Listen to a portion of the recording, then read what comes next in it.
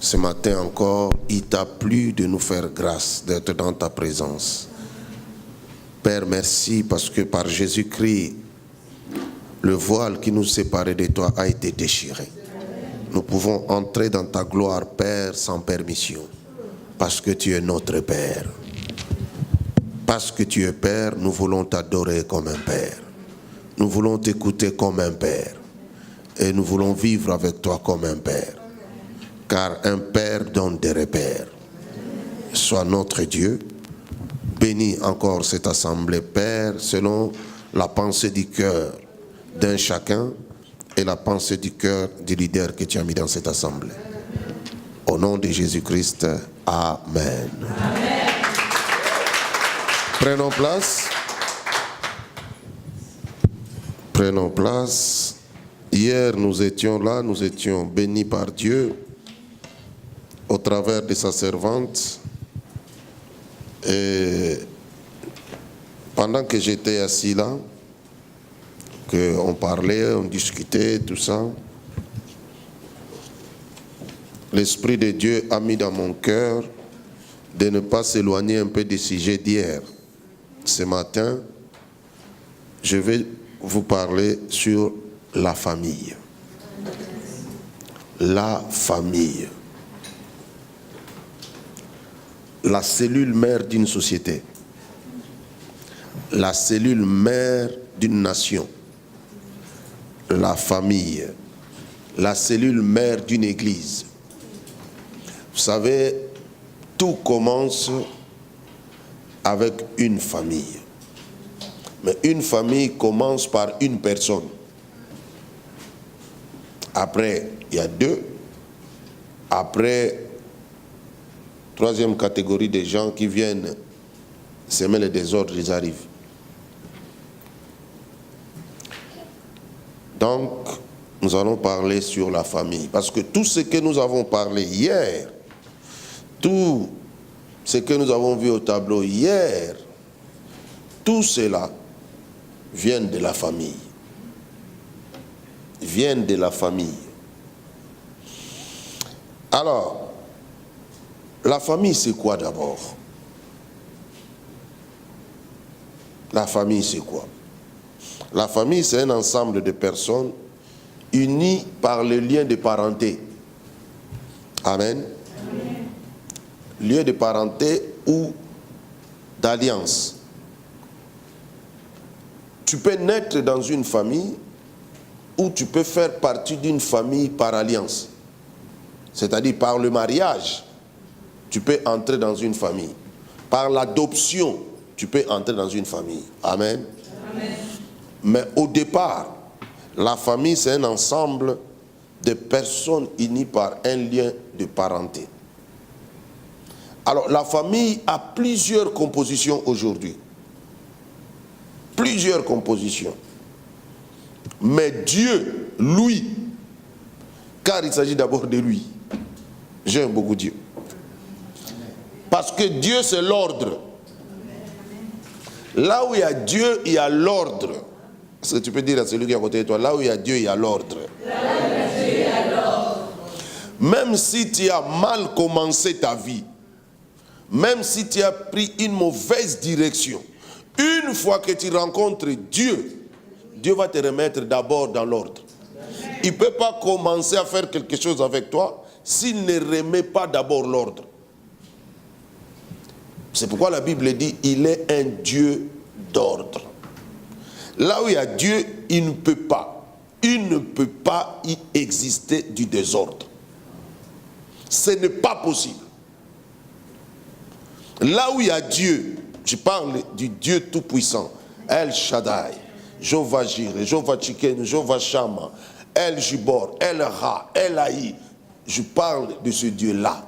Là où lui il est, il ne peut jamais y exister du désordre. Je dis souvent à beaucoup de pasteurs, mon ami, comment toi tu peux venir à l'église, tes enfants n'aiment pas l'église? C'est du désordre. Comment tu peux m'expliquer que tu connais Dieu? C'est impossible. Là où il y a Dieu, Les désordres ne peuvent pas exister. Parce que c'est un Dieu d'ordre. Dieu, ce n'est pas dans la bouche. Dieu ne traite pas avec notre bouche. Dieu traite avec notre cœur. Dieu, ce n'est pas ce que nous voyons dehors. Dieu, c'est l'intérieur. Amen. Amen. Donc, selon Dieu, la première composition de la famille, c'est des personnes unies par un lien de parenté ou d'alliance. Comme j'ai dit, quelqu'un peut entrer dans une famille par adoption, par le mariage ou par d'autres moyens créés par des hommes aujourd'hui. Et deuxième composition de la famille, ensemble de générations successives, de descendants de même ancêtre ou d'une même lignée. Nous avons l'exemple de Jésus lui-même. C'est pourquoi la Bible, dans le livre de Matthieu et dans le livre de Luc, nous donne la généalogie de Jésus. Ne vis pas avec quelqu'un ou ne épouse pas quelqu'un, tu ne sais pas d'où il vient. Ça sent le mariage d'Europe. C'est pourquoi sur 10 mariages d'Europe, il y a 8 qui sont dans des catastrophes. Tu ne peux pas épouser quelqu'un que tu ne sais pas d'où il vient. Et si c'était ainsi, Dieu ne nous donnera pas la généalogie de Jésus. On a nous parlé de Jésus, fils de Dieu, point. La généalogie d'une personne, la descendance d'une personne, montre la personnalité de la personne. Si tu ne connais pas d'où quelqu'un vient, il y a d'autres choses, vous dites ceci. Quand je l'ai rencontré, il n'était pas comme ça. Vrai ou faux? Il était gentil, il était si mignon, hein, il était comme un peu au chocolat. Voilà, maintenant, il est devenu pain au raisin. Parce que tu n'as pas cherché à savoir d'où il vient. Il est la descendance de qui? Amen. Amen. Alors, quand vous vous mariez comme ça, vous créez des problèmes. Parce que le mariage est une alliance. La prochaine fois quand je viendrai, je parlerai des alliances. C'est très important de connaître les alliances. Très important. Le mariage est une alliance. Mais on ne fait pas une alliance avec n'importe qui. Parce que quand tu fais une alliance avec quelqu'un, tu prends tout ce qui est de lui. Alléluia. Amen. Quand tu fais une alliance avec quelqu'un, l'alliance peut se faire verbalement, en parole. Tu dis, comme vous faites les jours de mariage, on ne vous met pas de cordes, vous parlez. Je t'aimerai toute ma vie. Voilà, ça c'est une alliance que tu viens de faire. L'autre chose, je t'aimerai jusqu'à toute ma vie. Vous faites une alliance. Mais l'alliance que vous venez de faire là, vous croyez que c'est seulement en parole. Non. Cette alliance engage aussi les esprits. Ça engage les esprits de deux familles. Ça engage les sangs de deux familles. Ça engage, c'est-à-dire, tu ramasses ce qui est de l'autre, l'autre ramasse ce qui est de toi. Prenons que dans cette famille, il y a la sorcellerie maintenant.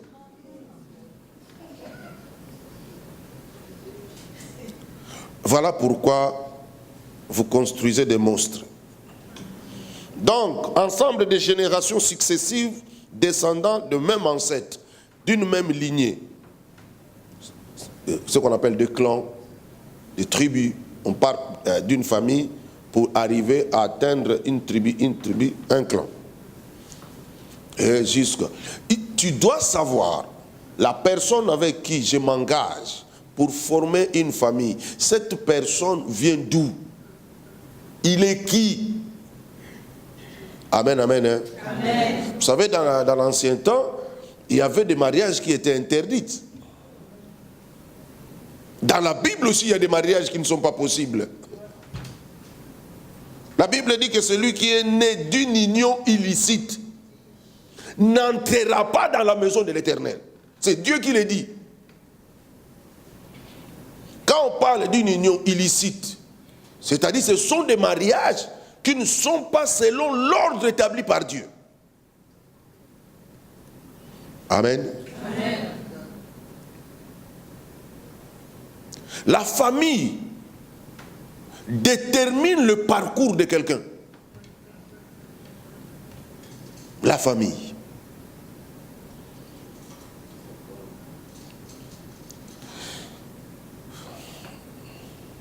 Nous sommes des vieux jeux. Et quand je regarde d'autres, surtout les mamans, quand il y a un problème dans la famille, ils regardent et disent mais toi tu vas-tu l'épouser comment? Là, ce qu'il fait là, mais moi je connais son oncle. Ils ont toujours été comme ça dans leur famille. Vous n'avez jamais entendu ça? Parce que tu peux te cacher comment, mais tu portes le sang qui vient de quelque part.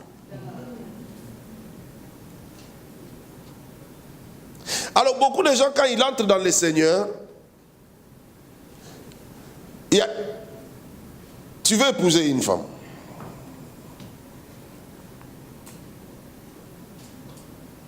Tu vas dire à tes parents. Quand les parents regardent et disent non, pas elle. Il y a des moments, les parents ne veulent pas te dire pourquoi. Mais ils disent seulement non, pas. Non, toi, moi je l'aime. Il dit non. Et vous fouillez les parents, vous allez vous cacher dans un arbre, vous vous mariez là-bas.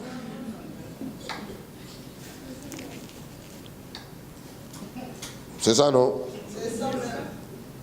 Et après demain, vous ne faites pas des enfants.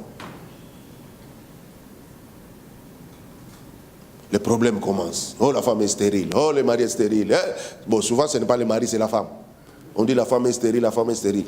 Sur 10 femmes qu'on dit stériles, 8, c'est le mari qui est stérile.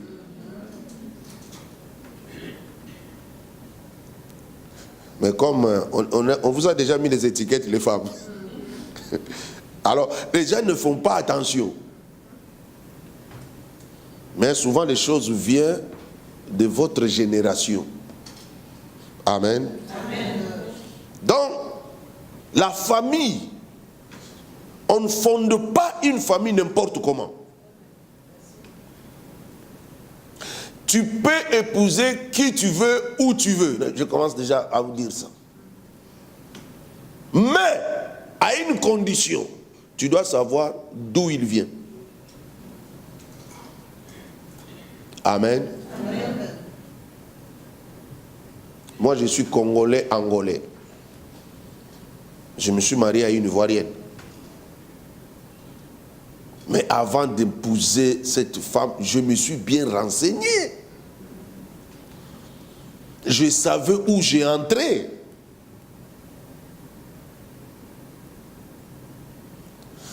Et quand j'ai rencontré des problèmes là-bas, je savais comment les résoudre. Parce que je savais à quoi je m'engageais. Il y a des gens qui entrent dans les mariages, des problèmes arrivent, tu veux fuir. Mais tu fuis pourquoi? Tu fuis pourquoi? Donc, nous avons d'abord la famille formée par le père, la mère et les enfants. Après, nous avons la famille qui est formée par des générations successives, des descendants des mêmes ancêtres ou même lignées. Nous avons l'exemple de Jésus lui-même. Et après, nous avons des familles qu'on appelle aujourd'hui des familles composées, décomposées et tout ça, qui sont venues à cause du péché. Ces familles-là sont venues à cause du péché. Amen. Amen. Mais toi, tu es enfant de Dieu. Je vais t'aider comment fonder une famille. Et pour les autres, nous allons corriger ta famille. Accepte la correction. L'église, c'est un centre de rééducation. Moi, c'est l'église qui m'a rééduqué. Donc, j'aime beaucoup l'église à cause de ça. L'église, ce n'est pas un endroit pour te faire plaisir. Le pasteur n'est pas ton ami pour te faire plaisir. Le pasteur, c'est un médecin. Tu sais, quand tu as une plaie, tu ne veux pas qu'on touche. Mais le médecin, lui, il ne soigne pas les plaies au dehors. C'est dedans qu'il doit s'installer. Quelqu'un disait, ah mais moi quand je viens ici, je n'aime pas celui-là. La femme là n'est pas là. Parce que la femme là, quand tu dis, touche pas ma plaie. Ah mais quand c'est ton médecin, tu n'as pas à lui dire ce que toi tu veux. C'est lui qui fait ce qu'il veut. C'est comme les pasteurs. Donc voilà. Alors, la première chose que je vais vous dire, on démarre maintenant. La famille est sacrée devant Dieu. La famille, ce n'est pas n'importe quoi. La famille devant Dieu, c'est sacré. Dis 3 fois celui qui est à côté de toi. La famille, c'est sacré. La famille, c'est sacré. La famille, c'est sacré. La famille, c'est sacré. La famille, c'est sacré devant Dieu. C'est pourquoi le diable, sa première cible sur la terre, c'est la famille. Si le diable arrive à détruire votre famille, il vient de vous faire manquer tout ce que Dieu avait disposé pour vous. Si le diable arrive à détruire votre famille, il a une très grande victoire sur la terre. Pourquoi? Parce que le diable, lui, il sait. Il a habité le ciel. Il sait la considération que Dieu a pour la famille. C'est d'ailleurs à cause de cela que Dieu a été le premier instigateur du mariage. Le premier mariage, c'est Dieu lui-même qui a fait ça. Pourquoi? C'est parce que Dieu tient beaucoup à la famille. C'est par une famille que Dieu a pu sauver le monde. C'est par une famille que Dieu a pu faire tout ce qu'il a fait sur la terre. Une famille. Tout part par une famille. Alors pour Dieu, la famille est très sacrée. Amen. Amen. Toi qui n'as pas encore la famille, tu n'as pas encore fondé la famille, gloire à Dieu. Parce que tu vas fonder la famille sur des bases solides. Amen.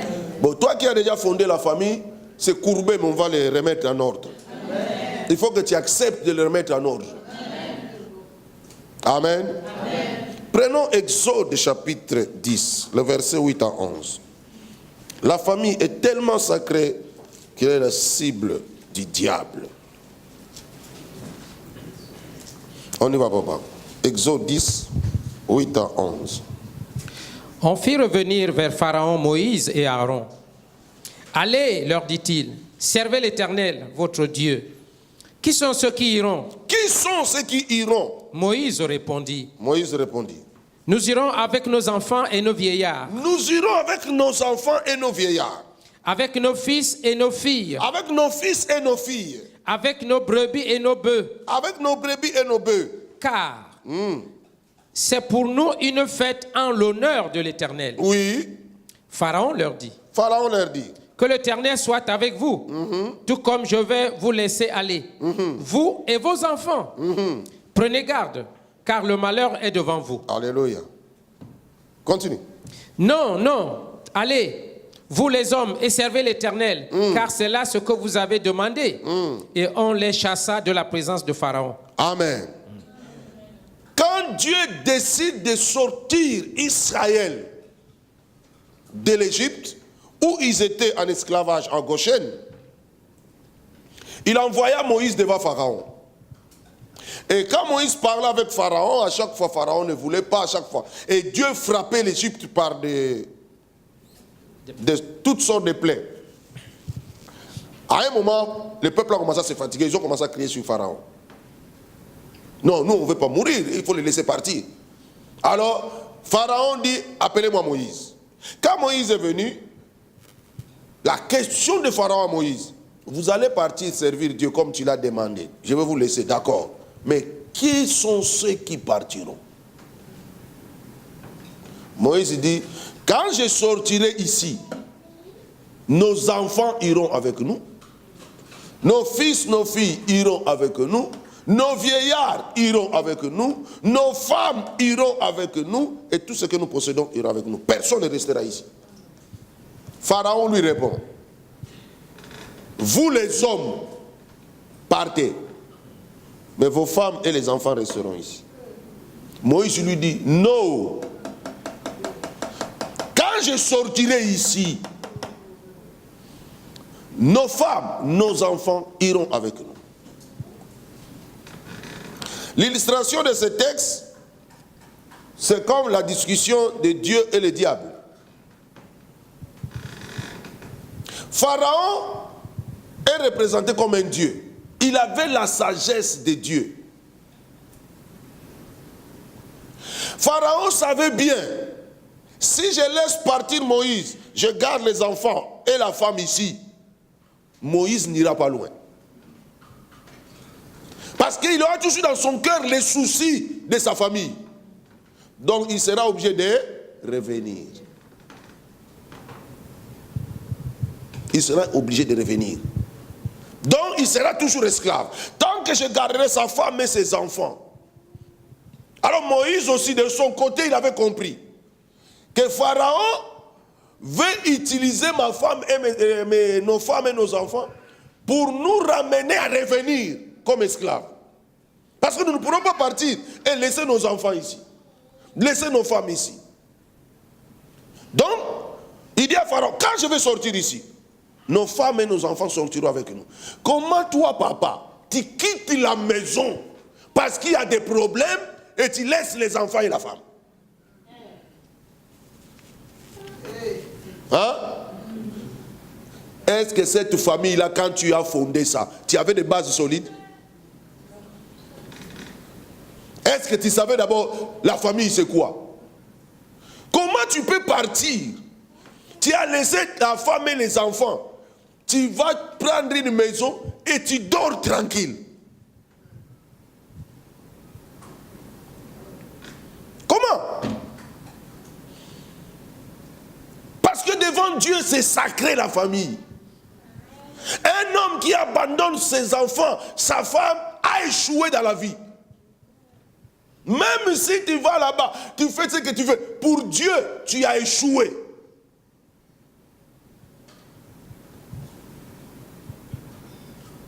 Alléluia. Amen. Moïse dit non. Pour moi, la famille est sacrée. Quand je sortirai ici, je sortirai avec tout ce que nous possédons. Tu ne peux pas fonder une famille si tu ne sais pas quelles sont les bases nécessaires pour le fondement d'une famille. C'est pourquoi vous voyez les gens, ils trouvent une fille, tu l'engrosses facilement. Mais parce que tu ne sais pas ce que tu es en train de faire. Tu ne sais pas quel monstre tu es en train de mettre sur la terre. La terre a des problèmes. Pas à cause de Dieu, à cause des hommes. Parce que les hommes ont créé sur la terre des choses que Dieu n'avait pas disposées. Alléluia. Amen. Frères et sœurs, maman, papa, tu dois veiller sur ta famille. Tu peux être un bon chrétien, tu as rempli les églises, tu as donné tout ce que tu as fait tout ce que tu as. Le jour que tu arrives devant Dieu, il va te dire, je t'avais confié une responsabilité. Ils sont où? Oh mais, moi ce n'était pas mon problème, la femme là, elle ne m'écoutait pas, ou le monsieur là n'était pas bien. Tu peux dire à Dieu tout ce que tu veux. Ce que j'aime chez Dieu, personne ne répondra à la place de l'autre. Dieu ne peut pas condamner quelqu'un à cause de tes explications. Tes explications doivent te concerner toi. Alléluia. Amen. Tu ne pourras pas accuser ta femme, tu ne pourras pas accuser ton mari, tu ne pourras pas accuser tes parents. Chacun porte le fardeau de ses responsabilités. Amen. Amen. Donc la famille est sacrée. Parce que ma famille est sacrée, je dois veiller sur ma famille. Je dois veiller sur ma famille. Parce que c'est une responsabilité devant Dieu. Je dois en prendre soin. Je dois me battre pour ma famille. Prends 1 Timothée chapitre 5. On avance doucement, doucement. 1 Timothée chapitre 5, verset 8. Si quelqu'un n'a pas soin des siens, si quelqu'un n'a pas soin des siens, et principalement de ceux de sa famille, principalement de ceux de sa famille, il a renié la foi. Il a renié la foi. Et il est pire qu'un infidèle. Il est pire qu'un infidèle. Tu peux relire, papa. Si quelqu'un n'a pas soin des siens, si quelqu'un n'a pas soin des siens, écoutez-moi, si tu ne prends pas soin des gens de ta famille, si tu ne prends pas soin de ta femme, tu ne prends pas soin de ton mari, vous ne prenez pas soin de vos enfants, écoute ce que la Bible dit. Et principalement ceux de sa famille, principalement ceux de sa famille, il a renié la foi. Il a renié la foi. Et il est pire qu'un infidèle. Il est pire qu'un infidèle. Vous voyez, j'aime bien la distinction que la Bible fait. Il dit, il est pire qu'un infidèle. C'est-à-dire les infidèles, ce que vous appelez les païens. Dieu, lui, il sait déjà comment il marche. Ce n'est pas une conduite pour l'Église. Amen. Amen. L'Église doit être différente des infidèles. On ne doit pas trouver les choses des infidèles chez les fidèles. Il dit si quelqu'un n'a pas soin des gens de sa famille, il a renié la foi. Comment papa, maman, vous pouvez dormir tranquille, votre enfant est dehors? Comment? J'ai souvent entendu ma femme dire, quand on est en voiture, on roule comme ça, et tu vois un enfant dans la rue qui fait des bêtises. Il y a des moments, il a un vélo, il veut passer, tu freines, tu le regardes. Et tu vois ma femme qui dit, souvent la phrase, elle dit, l'enfant que tu vois là, celui-là, quand tu vas le cogner, c'est là que tu verras ses parents sortir. Oh, on a tué mon enfant, on a tué mon enfant, on a tué... Mais tu pouvais faire qu'on ne le cogne pas. Qu'est-ce que ton enfant fait dans la rue? Pourquoi il est dans la rue? Il est arrivé là comment? Pendant ce temps, toi tu es assis à la maison devant la télé. Vous devez prendre soin de votre famille.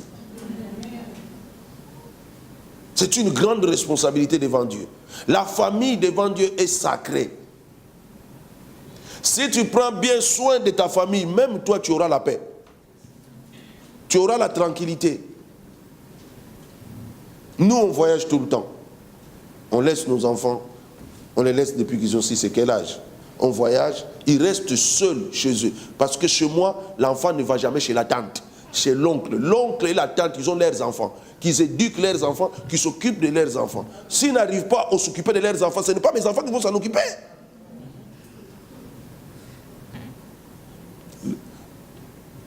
Les infidèles, même les vacances, vous êtes en Europe, changez. Même si vous ne changez pas, par la parole de Dieu, mais changez quand même par la culture des gens que vous avez trouvés ici. Vous êtes dans des pays des gens, vous avez amené votre mentalité, sale mentalité ici. Les vacances, vous prenez les enfants. Oh non, on sera en vacances. Hein? On sera en vacances. On va partir en vacances. Les enfants sont contents que vous allez là en vacances. Maintenant, les jours que les vacances arrivent, on part en vacances où? Bon, comme vous êtes à Verviers. Non, on sera à Charles-le-Roi chez votre oncle. Mais ça, ce n'est pas des vacances. C'est une visite.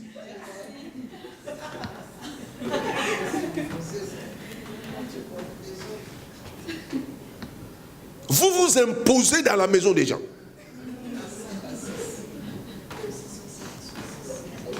Mais les Africains, mais je ne sais pas quand vous allez chercher.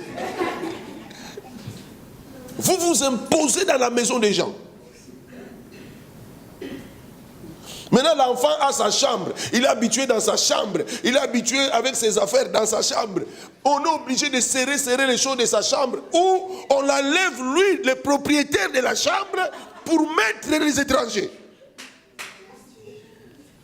C'est diabolique.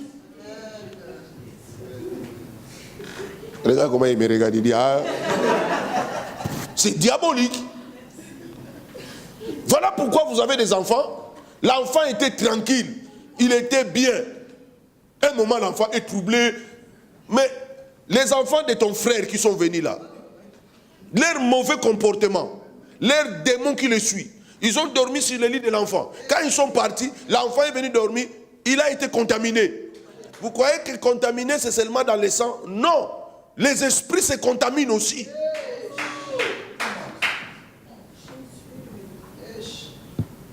Non. Ça ne fonctionne pas comme ça. Respectez quand même vos enfants.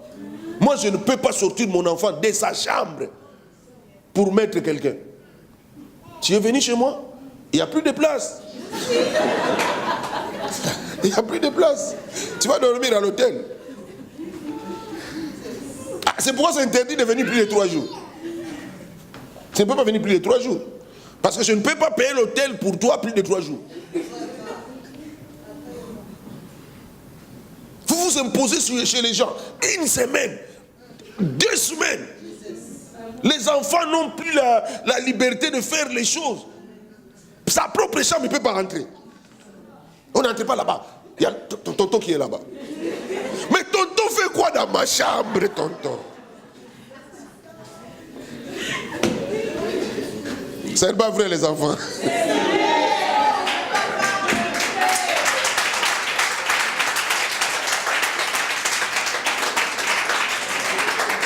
Le tonton que vous avez mis dans la chambre de l'enfant est impudique. Il couche de gauche à droite. Il dort sur le lit de l'enfant. Quand le tonton part, les esprits d'impudicité entrent dans l'enfant. L'enfant commence à faire n'importe quoi. Après, on ne sait pas, l'enfant a été calme, il était bien. Mais vous confessez vous-même qu'il était calme. Qu'est-ce qui a troublé l'enfant? Mais c'est ton grand frère qui vient ici tout le temps. Les femmes, surtout les femmes, vous savez que c'est la famille de la femme qui vient souvent chez les gens. La famille du mari vient rarement. Pourquoi? Parce que la femme n'aime jamais que la famille du mari vienne chez lui. C'est une vérité, ça. Si le mari se lève le matin et dit, chérie, tu sais que mon frère sera de passage, il va rester combien de jours? Mais quand toi tu dis, ton frère va venir, le mari ne demande rien. Ah, il va venir, ok. Mais on fait quoi comme il va venir? Ah, il faut qu'on achète ça. Mais lui, le jour qu'il a parlé pour son frère, tu n'as pas dit qu'on doit acheter. Tu as demandé, il va faire combien de temps? Et ce jour-là, ton visage ne sera plus bien. Tous les jours. Mais ton frère aussi dire trop. N'imposez pas aux enfants des choses que vous ne voulez pas qu'on vous impose. Amen. Amen. Prenez soin de votre famille. Vous savez, Dieu m'a fait la grâce. Je pars maintenant plus de 40 ans dans ce travail. J'ai rencontré beaucoup de choses. Moi, je n'aime pas que les gens dorment dans la chambre de mes enfants parce que j'en ai fait des expériences. Quand on recevait des pasteurs, j'ai dit bien des pasteurs, alors, je disais à ma femme, on ne peut pas sortir les enfants de leur chambre. Donc nous, on va sortir de notre chambre, on va laisser les pasteurs dehors. Mais je vous assure, on a reçu un homme de Dieu qui a dormi dans notre chambre. Quand il est parti, j'ai remarqué qu'il il a commencé à avoir des conflits entre moi et ma femme. Je l'ai appelé au bureau, on est assis, j'ai dit, ce qu'on traverse là, ça vient d'où? Parce que j'ai regardé un peu les plans que j'ai fait pour la maison. Et il n'y a pas ça. Ça vient d'où? On va prier. On a prié. Quelque temps après, le même pasteur est revenu. Mais cette fois-ci, il est venu avec sa femme. Vous voyez, Dieu est toujours bon quand vous priez. C'est pourquoi il faut prier. Donc, on leur a laissé la chambre. La nuit, bagarre dans notre chambre. Nous-mêmes, on ne s'est jamais bagarré là-bas.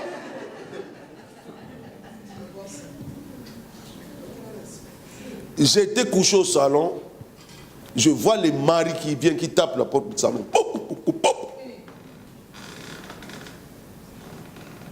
Pasteur Domingos. Je sors, oui. Ah, viens, la femme là va me tuer. Oh.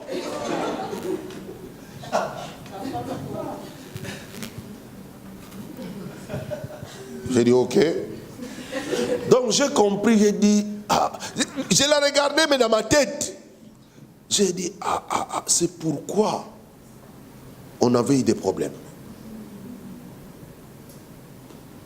Le matin, on a mangé avec eux, c'est fini. Je leur ai dit, vous savez, pour que vous soyez calme, vous soyez bien, il faut que vous soyez vous deux. Je vous ai pris une place à l'hôtel. Ils étaient contents. Grand hôtel à Paris. Ah, j'étais content. J'ai préféré gaspiller l'argent, mais sauver ma famille. Amen. Depuis ces jours-là, aucun pasteur dort chez moi. Tu viens, hôtel. Pas chez moi. Même manger au restaurant. Je ne veux même plus que tu touches même mes assiettes.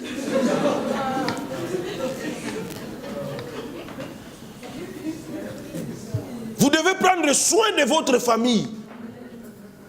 Le diable est trop rusé. Vous devez savoir, il y a le succès d'autres personnes s'attacher à votre famille.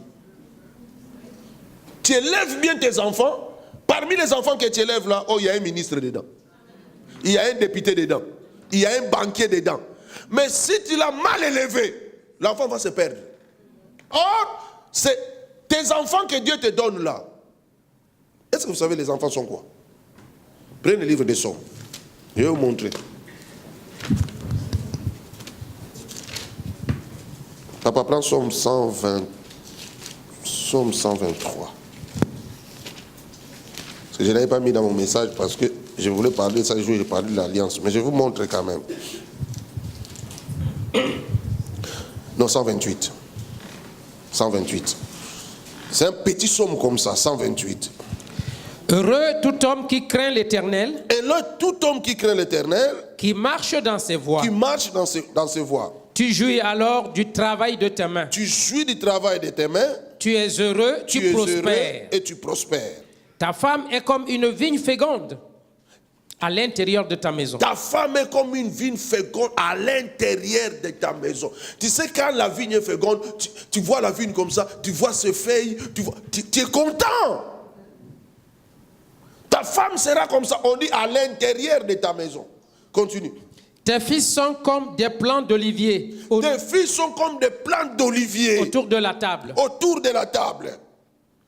C'est ainsi qu'est béni l'homme qui craint l'Éternel. C'est ainsi qu'est béni l'homme qui craint l'Éternel. L'Éternel te bénira de Sion. C'est ainsi qu'est béni l'homme qui craint l'Éternel. Ne jouez pas avec votre maison. Parce que tu ne sais pas, ton enfant là, qui il est. Et le diable est esprit. Voilà, je vais vous expliquer ça. Souvent, on a menti les chrétiens à dire que hey, le diable ne connaît pas ta destinée. Mais vous êtes malade ou quoi? Si le diable ne connaît pas ta destinée, ma gloire, il ne t'attaque pas. Pourquoi il va se faire un adversaire qui ne sait pas pourquoi il est adversaire? Il y a des moments, les gens, quand ils parlent, on dirait qu'ils ont une maladie dans la tête. Le diable entre dans une maison où il sait qu'ici, il y a une bénédiction de Dieu. Comment il le sait? Parce qu'il est esprit. Dieu est esprit. Le diable est esprit. Ils parlent le même langage. Ce que Dieu dit pour toi, toi-même tu ne connais pas, mais le diable le connaît. Job ne se connaissait pas, mais le diable connaissait qui est Job. Job était sur la terre, mais Dieu parlait avec le diable au ciel concernant Job. Quand ta famille, ta maison est bénie par Dieu, le diable est jaloux. Il ira toujours voir Dieu parce qu'il veut entrer dans ta maison. Mais comme toi tu crains Dieu, il a besoin de l'autorisation de Dieu. Et parce que Dieu voit comment toi tu le crains, Dieu est vantard un peu, tu vois. Dieu est trop vantard. Il va dire, oh non, mais la maison de Simon, oh, tu peux aller, tu peux aller. La seule chose, ne touche pas son âme. Et le diable viendra, il va essayer dans ta maison mettre les désordres. Mais il voit qu'il essaie les désordres, ça ne tient pas. Pourquoi? Parce que tu crains l'Éternel. Amen. Amen. Donc il faut faire très attention. Il faut prendre soin de ta maison. J'ai chassé le pasteur avec sa femme. Mais je l'ai chassé proprement, quoi. C'est un grand ami de la famille. Mais à chaque fois maintenant quand il vient, il m'appelle, ah je serai chez toi. Hôtel. Je préfère payer l'hôtel. Comme c'est un grand ami, il peut rester un mois. Je paye. Mais il ne dort pas chez moi. Et il m'a dit, mais pourquoi je ne passe pas la nuit chez toi? J'ai dit, ah non, maintenant tu sais que les enfants ont grandi quand même. Hein? Donc je ne peux plus dormir au salon parce que les enfants ont grandi. Non, parce que je sais que quand toi tu viens,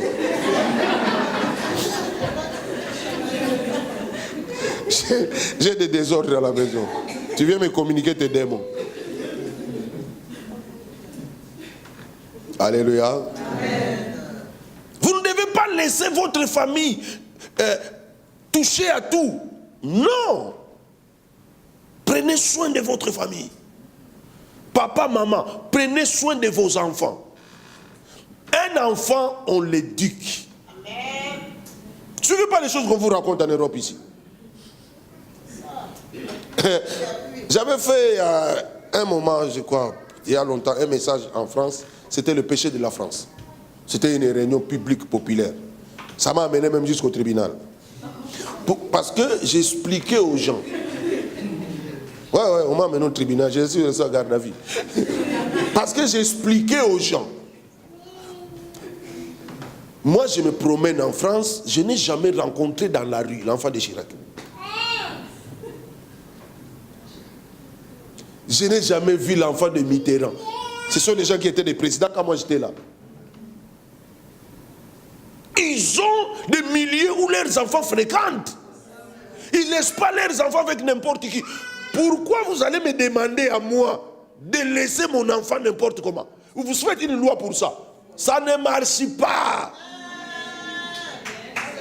Moi j'ai déjà une loi, la loi de Dieu.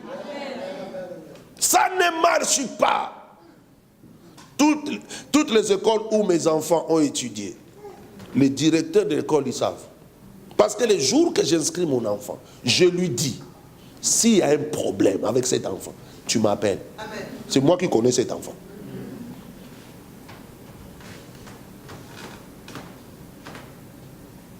Un jour, le bishop étudiait dans une école et il y a eu des troubles dans cette école.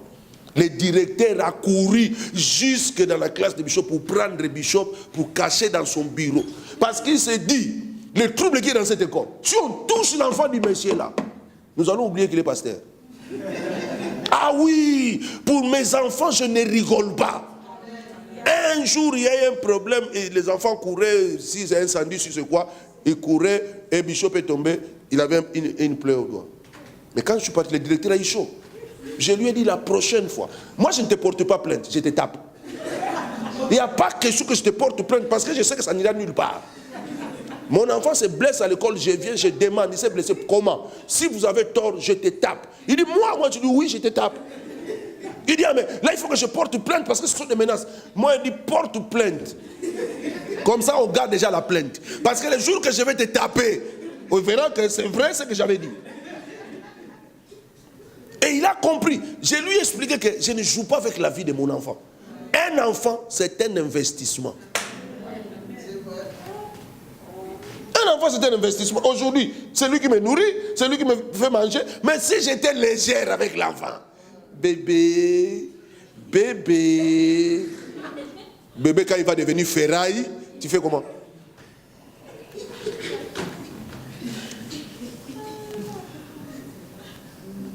Amen. Amen. On ne joue pas avec la vie de son enfant. Mon frère, ma soeur, l'enfant, c'est la continuité de ta progéniture. Ton enfant peut faire des choses que toi, tu n'as pas fait dans la vie. Ton enfant peut te donner l'honneur que tu n'as pas eu. Est-ce que vous comprenez ce que je vous dis? Donc, on ne joue pas avec la vie de la famille. Dans la famille, je me prive de faire des choses qui peuvent choquer les enfants. Je me prive de faire n'importe quoi parce que je veux que mes enfants aient une bonne conduite. Je me prive des choses. C'est très important. Amen. Amen. Regardez quelqu'un qui voulait fonder la famille. Comment il a fondé sa famille? Juge 13, 8. 8 à 12. Manoah fit cette prière à l'Éternel. Voilà. Ah, Seigneur, que l'homme de Dieu que tu as envoyé vienne encore vers nous et qu'il nous enseigne ce que nous devons faire pour l'enfant qui naîtra. Reprends. Manoah fit cette prière à l'Éternel. Ah, Seigneur, que l'homme de Dieu que tu as envoyé vienne encore vers nous et qu'il nous enseigne ce que nous devons faire pour l'enfant qui naîtra. Amen. Cet homme, Manoah, était marié. Mais il était stérile. Sa femme était stérile. Un jour, un ange est venu dire à sa femme que tu auras un enfant. Et cet enfant qui naîtra, voilà comment il faut faire pour que cet enfant soit bien. Parce que cet enfant représentera Israël. Et la femme, dans cette joie-là, elle court jusqu'à vers son mari. Ah chérie, tu sais, il y a un ange qui m'a parlé. Tout. Le mari l'a écouté tranquillement. Il n'a pas dit non, il n'a pas dit oui. Il a dit, ma chérie, donne-moi le temps de prier.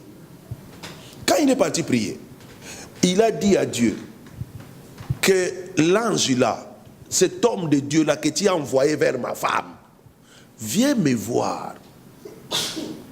Pas pour dire que viens me voir parce que je ne crois pas ce que ma femme a dit. Non, c'est parce qu'il a cru à ce que sa femme a dit. C'est pourquoi il est parti voir l'ange de Dieu. Il dit qu'il vient faire quoi? Je veux que vous regardez bien. Qu'il nous enseigne. Qu'il nous enseigne.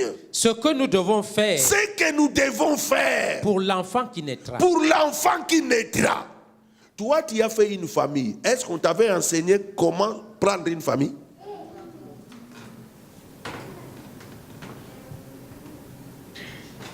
Est-ce qu'on t'avait appris comment on peut garder une femme? Est-ce qu'on t'avait appris comment vivre avec un mari? Est-ce qu'on t'avait appris, quand les enfants viendront, comment gérer les enfants? Tout est question de gérance chez Dieu. Mais Manoah était un homme sage. Il ne voulait pas que sa famille commence dans le désordre. Il dit que l'homme de Dieu revient, qu'il nous enseigne ce que nous devons faire quand l'enfant naîtra. Qu'est-ce que nous devons faire?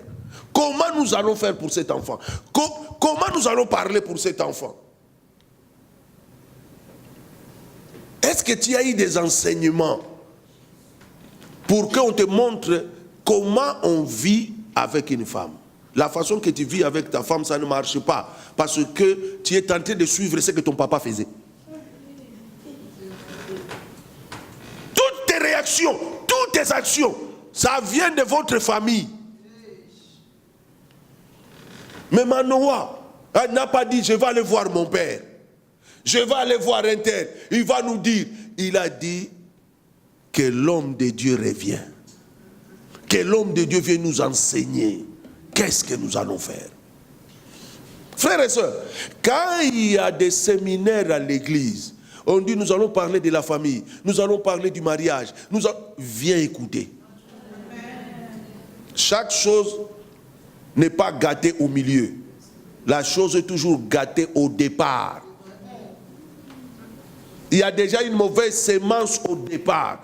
Et comme vous n'avez pas fait attention, la sémence va grandir doucement, doucement, doucement, doucement. Et le jour que ça sort, oh mais on est surpris. Vous êtes surpris comment? Ça a été dès le commencement, c'était là. Pourquoi? Parce que vous n'avez aucun enseignement. Il faut que, vous savez, j'ai appris beaucoup de choses dans la vie. Un jour, j'ai acheté un appareil.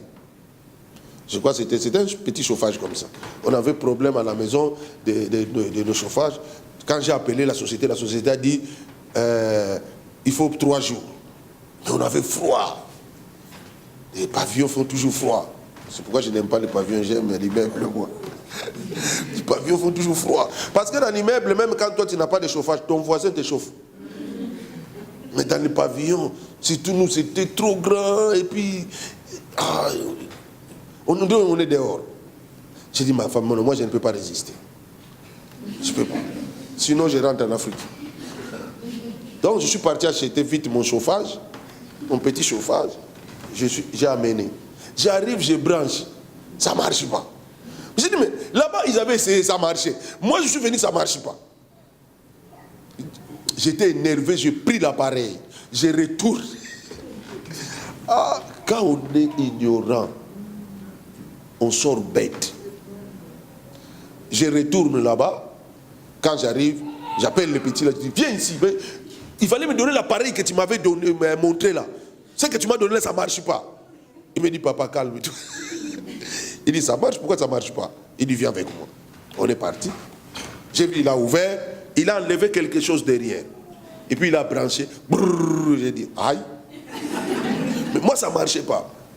Il m'a demandé, mais papa, quand tu es arrivé, quand tu as vu que ça ne marchait pas, est-ce que tu as lu la notice? J'ai dit non. Il dit, papa, quand on achète un appareil, on lit la notice du fabricateur. Le fabricant a mis la notice dedans. Utilise la notice. Si tu avais lu, tu allais voir qu'il fallait enlever. On met un cal, parce que comme tu vas avec en voiture, quand ça bouge là, pour que ça ne se casse pas. La honte que j'ai eue.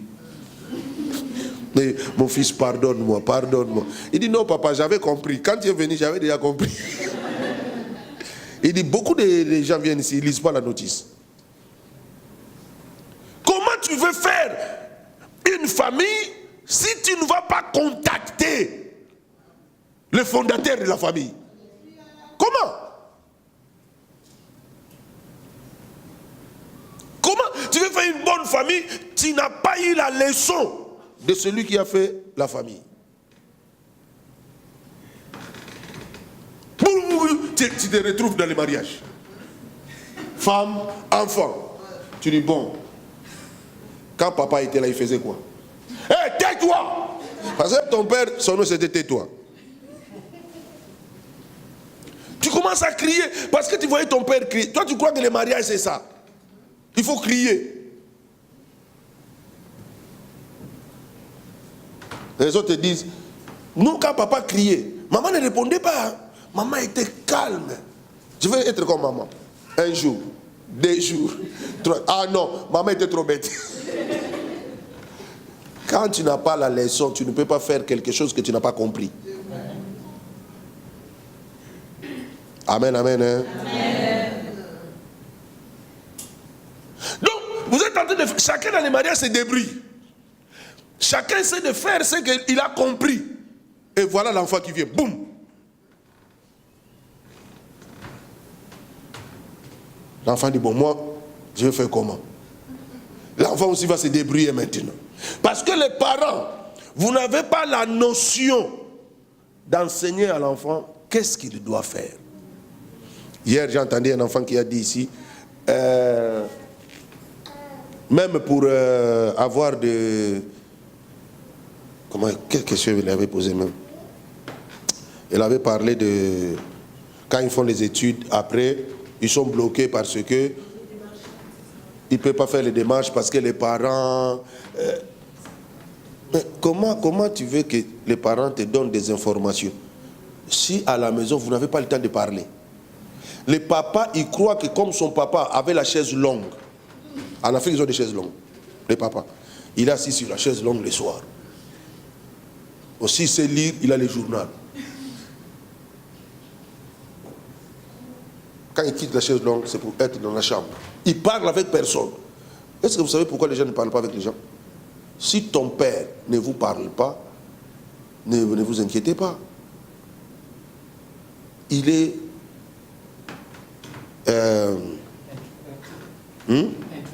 Non, il est lui-même... comment je peux dire ça? Lui-même, il sait.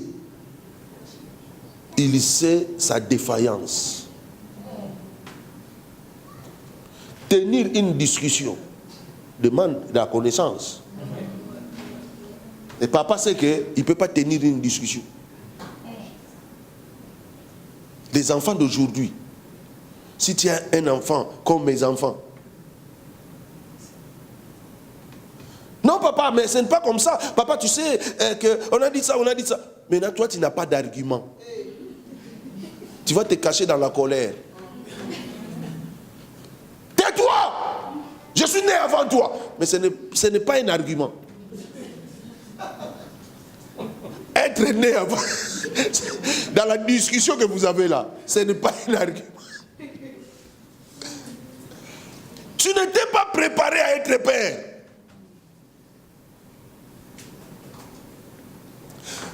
« 60% des réponses de la vie, tes enfants doivent les trouver chez toi. C'est les 40% qu'ils apprennent dehors. À l'école et tout ça. 60%, ils retrouvent chez toi.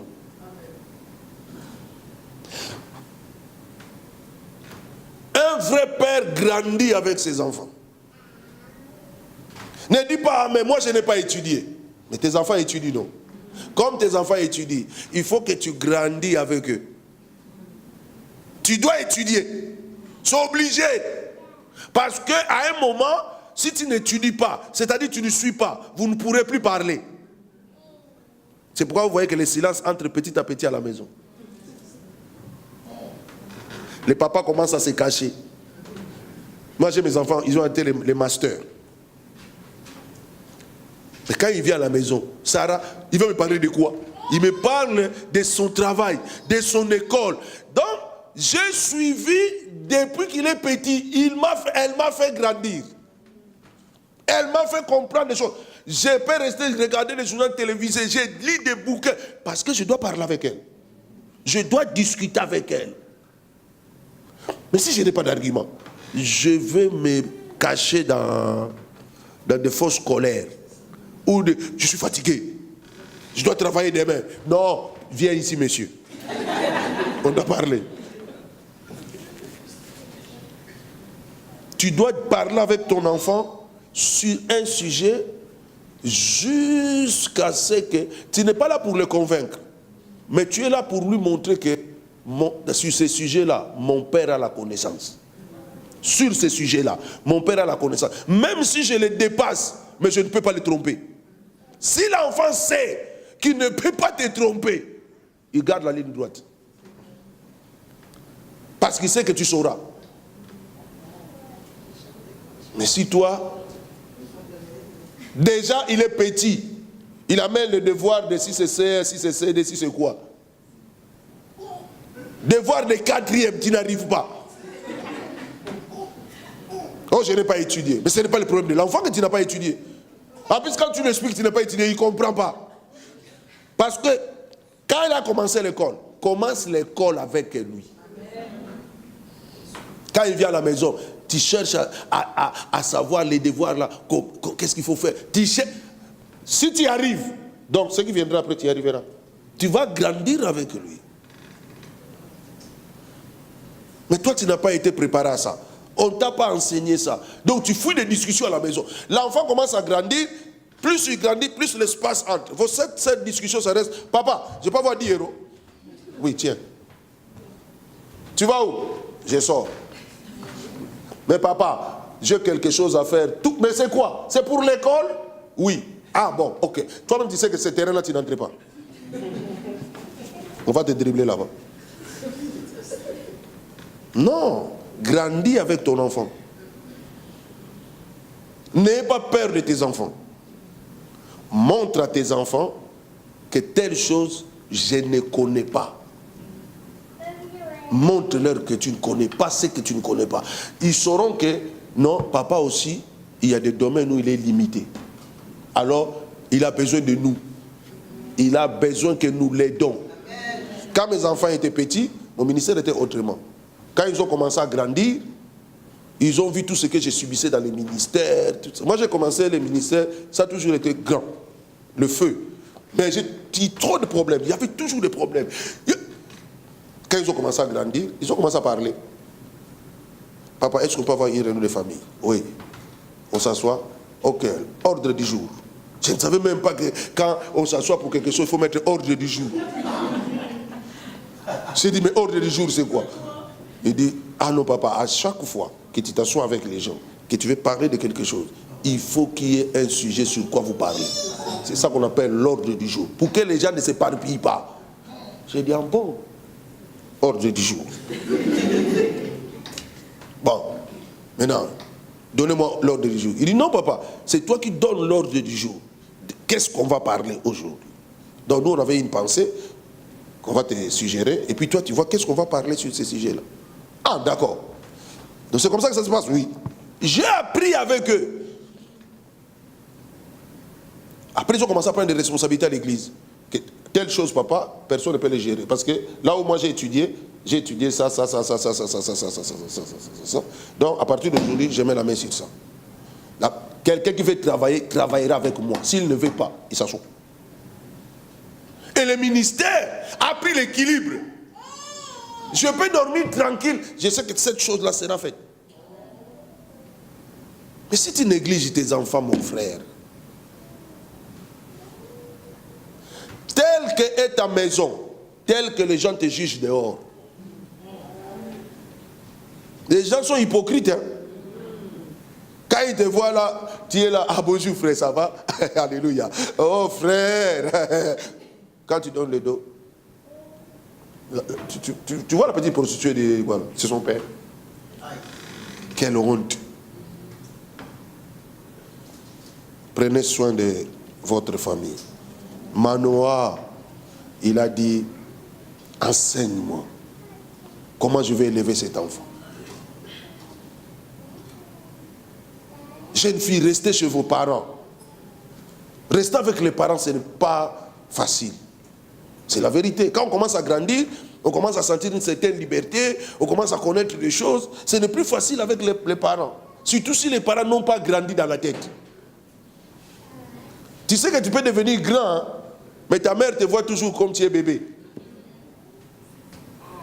Même quand tu t'habilles. Ah mais, pourquoi tu as mis ça? Regarde, ça. Maman, je suis bien. Bon. Je suis ta maman, non? Ta maman voudrait que tu t'habilles comme elle s'est habillée en 1960.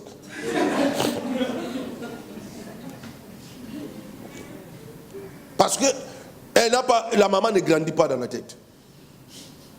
La maman doit grandir avec ses enfants. Ce n'est pas toi qui vieillis les enfants. C'est les enfants qui te rajeunissent. Les enfants t'amènent une certaine fraîcheur. Quand quelqu'un a comme je vois des grandes filles comme ça, normalement les grandes filles comme ça, leur maman devient comme leur copine. Des mamans disent, non, il faut qu'on voit la différence. Moi c'est la maman. Non. Quand vous êtes dans la rue, il faut que quelqu'un ait des difficultés à savoir, est-ce que c'est ses soeurs ou c'est leur maman? Pourquoi? Parce que tu grandis avec tes enfants. Ton langage ne doit pas être un langage de vieilles. Parce que si tu gardes le langage de vieilles personnes, tu vas couper le courant avec tes enfants. Tu dois grandir avec eux. Surtout les mamans. Parce que les mamans, c'est vous qui passez beaucoup de temps avec les enfants. Et quand tu es bloqué dans la tête, c'est du casse-tête chez nous. Est-ce que vous savez que la deuxième raison du divorce, c'est les enfants? Est-ce que vous savez ça? La première vraie raison que les gens n'aiment pas parler, c'est le sexe. Les gens, plus ils grandissent, plus le sexe devient comme un fardeau. Deuxième, c'est les enfants. Troisième, quatrième, maintenant les autres bêtises. Parce que la maman veut seulement, quand il y a un problème avec les enfants, il veut seulement que le papa intervienne. Ah, tu as vu les enfants, ce qu'ils ont fait? Hein, les filles là n'écoutent pas, comme ça. Les filles là, vraiment, moi, je ne sais pas, les filles là me cassent la tête, et toi tu ne dis rien. Mais le papa ne dit rien parce que lui, il comprend les enfants, mais toi, tu ne les comprends pas. C'est pourquoi les papas ne parlent pas. Il est dans un dilemme. Il dit, si je parle, ma femme va voir, je suis contre elle. Si je parle, les enfants vont dire, papa, toi aussi, tu commences à entrer de son côté. Donc, les messieurs, vous les mettez dans un dilemme. Mais une maman qui grandit avec ses enfants, ça devient cool. Le papa n'a plus de problème. Il reste seulement sur des grandes lignes à donner les décisions que la famille va suivre. Il n'a plus de problème. Mais une maman qui ne grandit pas, parce qu'il n'a pas eu de bonnes relations avec sa maman, et de bonnes relations avec vos parents. Amen. Amen. Si tu n'as pas eu de bonnes relations avec tes parents, ne crois pas que tu auras de bonnes relations avec tes enfants. Ce n'est pas possible. Tu vas s'aimer les mêmes choses. Tu vois, c'est comme surtout ceux qui sont venus de l'Afrique, surtout eux, ils ont trop de problèmes. Tu vois, un frère, il marche dans la rue avec sa femme. Ils ont un enfant de peut-être 4 ans. La femme tient la main. La femme porte encore un autre enfant avec, si c'est kangourou, si c'est quoi. Et les frères tranquilles, ils vont à l'église. Le frère, lui, il est devant. En plus, fais vite, c'est là le retard. Et tu vois que c'est quelqu'un qu'on n'a pas appris.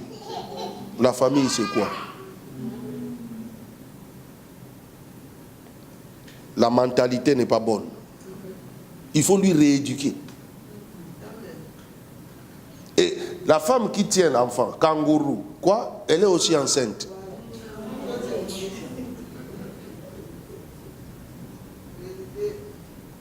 Vous n'avez pas de voiture, c'est normal, on comprend. Mes frères, prends l'enfant qui est dans les kangourous, mets chez toi. Prends ce qu'on tient à la main là. Toi, va avec. Elle se débrouille avec l'autre qui est dedans et elle-même.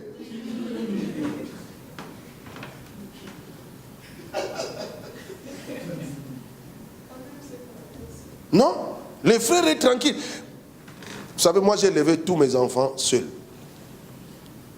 Quand ma femme accouche, quand elle vient à la maison, je lui dis, ta mission est finie. Maintenant, moi, ma mission commence. C'est pourquoi mes enfants sont attachés plus à moi qu'à leur maman. Si je suis à la maison comme ça, je dis, bon, j'arrive, tu vois, et tous, tu vas où? Tu vas où? Bon, maintenant qu'ils sont grands, tu vas où? Un tel, tu fais quoi? Tu fais rien. Bon, accompagne papa. Mais si maman dit, j'arrive, ah, bon, à tout à l'heure. Parce qu'ils sont habitués. Depuis qu'ils sont petits, on va là à l'église. Je prends Sarah, je mets dans le kangourou, je prends Elie, je tiens la main, on y va. Quand ils sont devenus 3, je prends les 2, l'autre devant, l'autre derrière. Mais je veux prêcher, on n'avait pas de voiture. Je vais prêcher, on prend le métro. J'ai mes enfants. Elle vient derrière. Il y a des moments, elle est restée à la maison, elle va venir après. Ce sont mes enfants. Je ne vois pas la honte de porter mon propre enfant. La honte se trouve où? Je change de couche. Je suis un spécialiste. J'ai élevé 5 enfants. Je change de couche. Je fais les laits, les biberons, tous. Les dimanches, on va à l'occulte. Je me réveille avant tout le monde. Je nettoie des biberons, tout, je mets au feu, tout. Je fais les choses, je repasse les habits de ma femme, je mets là, tout. Je commence à réveiller les enfants.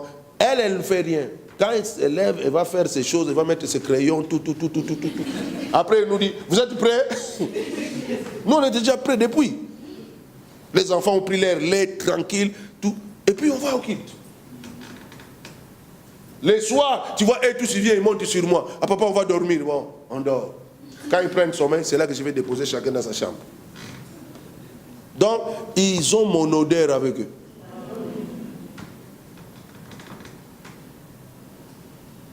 Quand je suis parti en Afrique, mais j'ai souffert.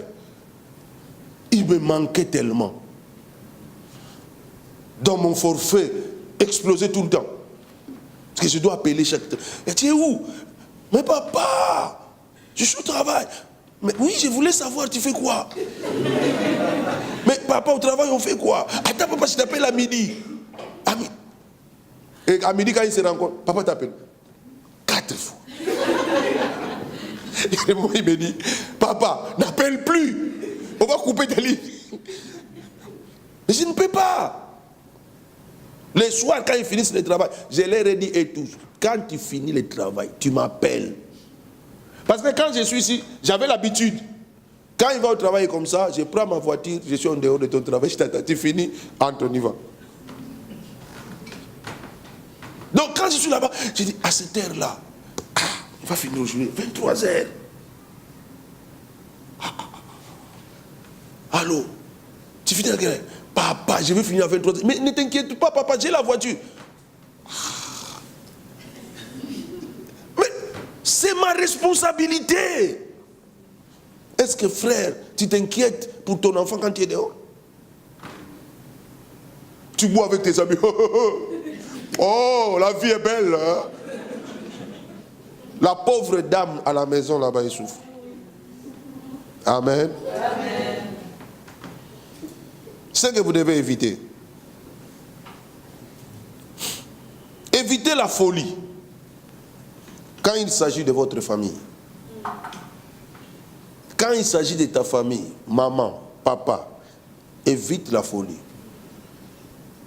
Sois ferme. Ne lâche rien. Ce que je veux dire, les enfants n'aiment pas. Sois sévère. Un enfant, on le contrôle.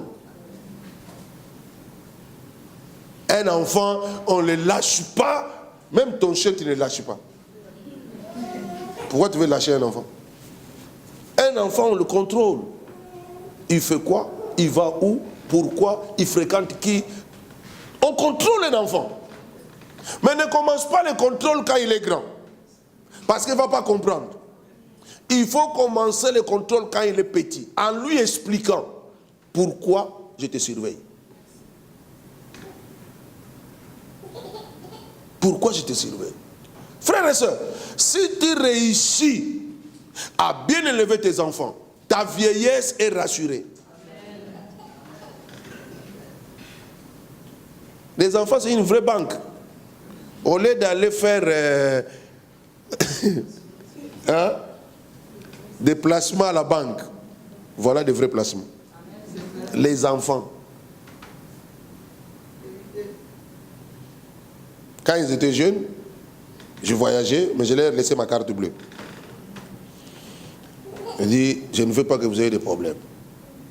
Il y a quelque chose, j'ai toujours l'argent. J'ai préparé l'argent pour vous. Maintenant, ils ont grandi. Quand je leur donne ma carte bleue, ils disent, oh, garde ton argent. C'est nous qui devons te nourrir. Vous voyez? Il dit, c'est nous qui devons te nourrir. Je suis là assis, j'attends, Sarah parle de sa maison. Ah, j'ai eu un retard ce mois-ci, tout ça. Je dis, prends, on va payer ta maison. Il dit, pourquoi? Je n'ai pas payé parce que j'avais quelque chose à faire, je vais le payer demain. Garde ton argent. C'est moi qui dois t'amener au resto. C'est moi qui dois te sortir. C'est moi qui dois te véhiculer. Tu as beaucoup fait pour nous. Mais parce qu'ils ont vu que je me suis battu pour eux. Bats-toi pour tes enfants. Quand il s'agit de tes enfants, évite la folie. Je vous montre un homme dans la Bible. Dieu va les tuer à cause de ses enfants. Dieu les tue. 1 Samuel. Et on va s'arrêter là. On va lire 2 textes et puis on s'arrête là. Je montre 2 personnes, 2 fous.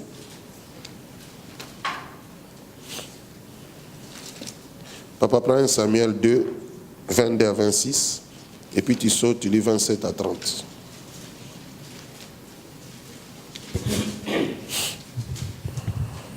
« 1 Samuel 2. 22 à 26. 22 à 26. Et puis tu sautes, tu lis 27 à 30. Ok. Élie était fort âgé et il apprit comment ses fils agissaient à l'égard de tout Israël. Il apprit aussi qu'il couchait avec les femmes qui s'assemblaient à l'entrée de la tente d'assignation. Il leur dit, « Pourquoi faites-vous de telles choses?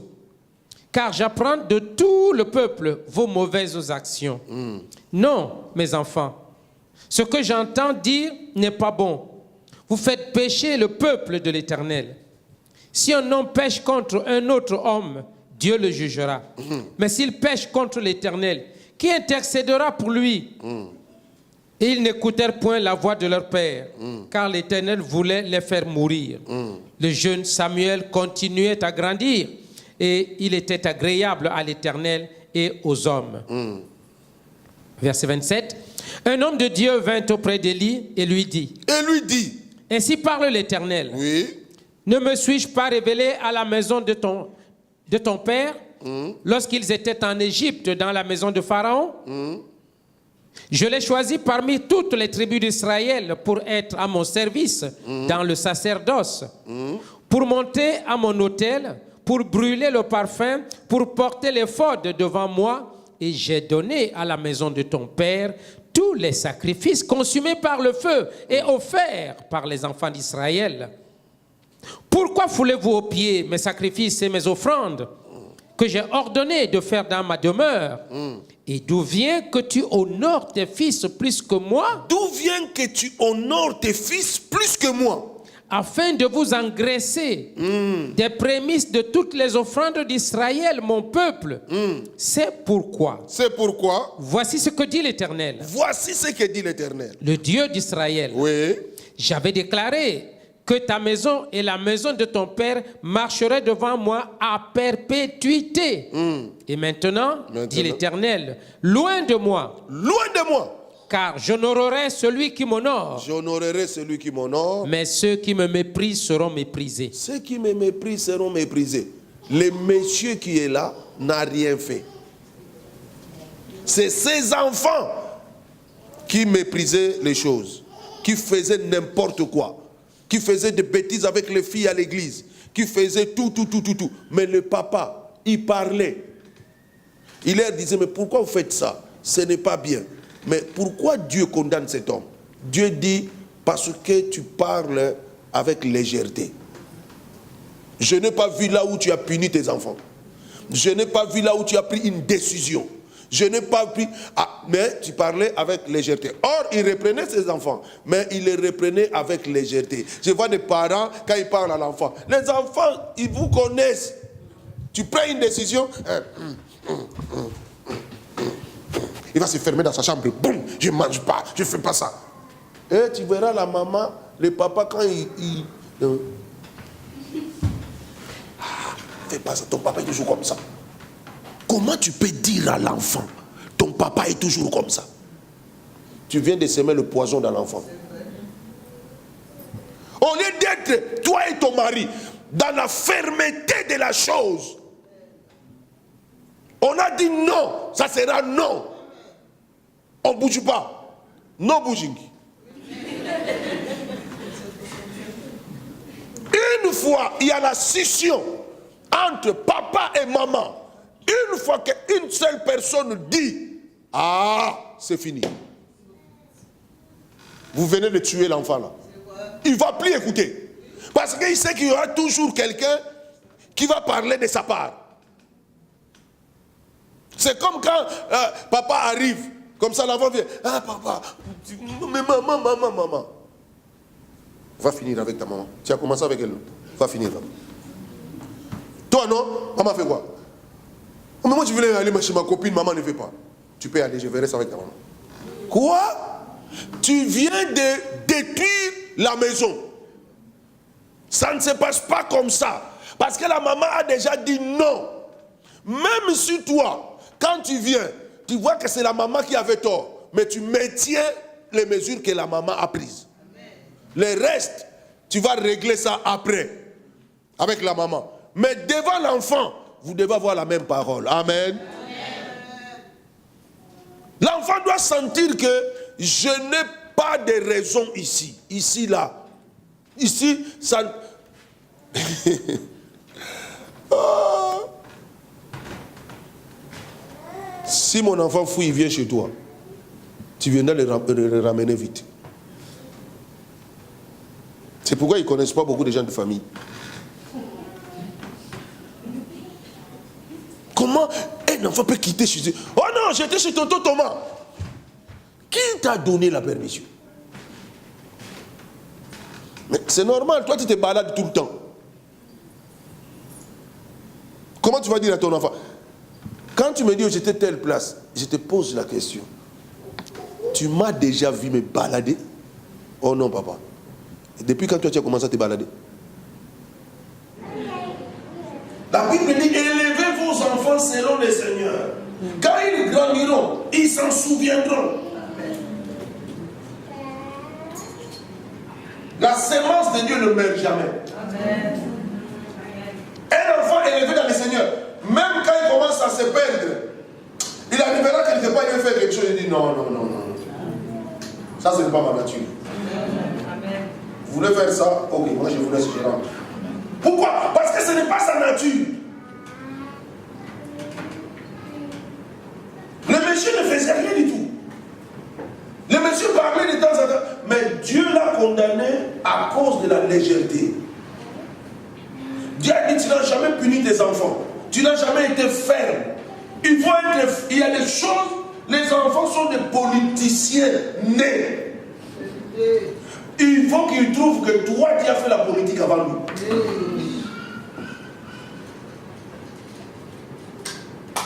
Parce que si tu plantes un arbre, tu ne prends pas soin. L'arbre se penche, ça rentre chez le voisin. Vous savez ce que le voisin va faire de ça? Il va couper. Donc, tu as planté un arbre qui peut te porter de bons fruits, qui peut te manger. Mais comme c'est entré chez le voisin, ça deviendra un sujet de discussion entre toi et le voisin. Parce que ton arbre, tu ne l'as pas surveillé. Ton enfant ne doit pas être un sujet de dispute entre toi et le diable. C'est ton enfant. Je vois, non, tu sais, depuis qu'il a eu ses 14 ans, un enfant de 14 ans, tu n'arrives pas à lui parler. Donc, moi, un enfant de 14 ans, je te montrerai comment on le dresse.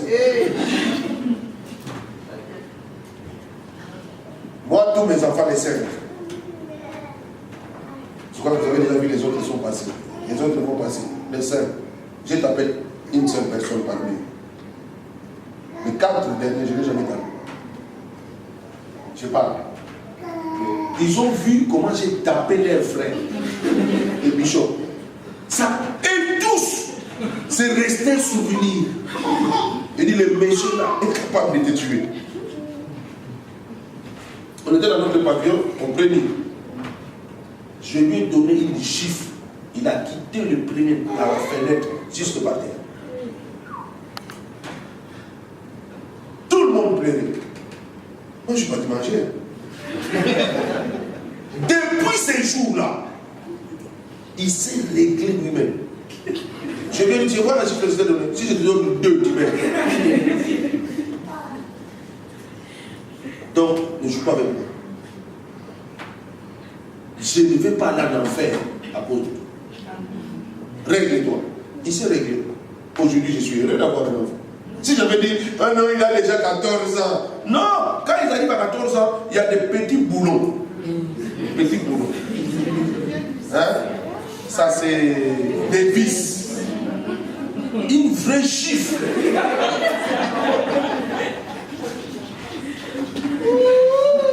Regarde comment les enfants me regardent. Ils chantent. Oui. La Bible dit la folie est dans l'âme de l'enfant. Mais c'est la verge qui le redressera. Mais dis bon, ici à l'Europe, on ne tape pas.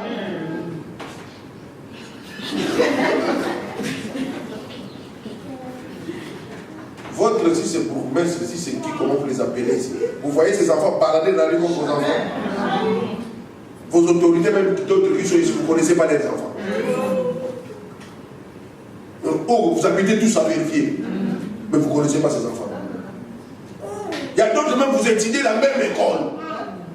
Mais il ne fait pas des dégâts que toi tu fais. Pourquoi?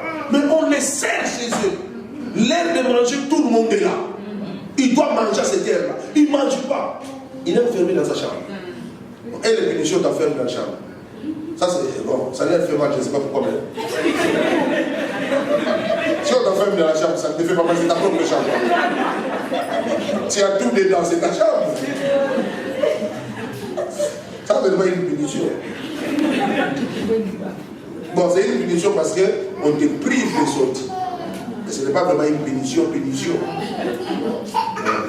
Sinon, la Bible allait dire la folie est dans le cœur de l'enfant. S'il fait une petite ferme dans la chambre, il dit donne-nous les bâtons. C'est ce que la Bible dit. Un enfant qu'on n'a jamais tapé, c'est un rebelle, un terroriste à l'avenir. L'enfant doit être corrigé. Ça va? Regarde les enfants. L'enfant doit être corrigé. Si tu n'as pas corrigé ton enfant, ne pense pas que quand il aura 17 ans, 18 ans, tu vas le corriger. Parce qu'on ne peut pas taper une fille de 17 ans. On ne peut pas taper un garçon de 17 ans. Regarde déjà comment il est devenu costaud. Mais si tu l'avais déjà bien élevé, à 15 ans, un garçon devient l'ami de son père. Tu es heureux de marcher avec lui. Parce que tu attends dans sa voix ton langage. Tu attends ce qu'il dit à ses frères. C'est pourquoi tous les autres, moi je ne les ai pas tapés. C'est le frère qui les a élevés. S'il y a une bêtise, on a écrit dans le carnet à l'école. Avant que j'arrive, son frère l'a déjà appelé dans la chambre. Ce que tu as fait. Tu m'as déjà vu faire ça. Oh non. Pourquoi tu as fait ça? Tu veux donner le crise cardiaque au vide. Ne fais plus ça. D'accord? Ok. Parce que petit, si tu reçois des chiffres de vie, c'est ta mort, hein? Donc je ne veux pas qu'on arrive là. On arrête là. Demain même, je vais aller à l'école. Ok? Ok. Il y a des choses qui se passent, je ne sais pas, j'ai tenté. Oh, mais il y avait une convention de parole. Ah, d'accord. C'est bien, c'est réglé. Ah oui, c'est déjà réglé. Il protège ses frères. Parce qu'il a compris que je l'ai protégé lui. Il est obligé de protéger ses frères.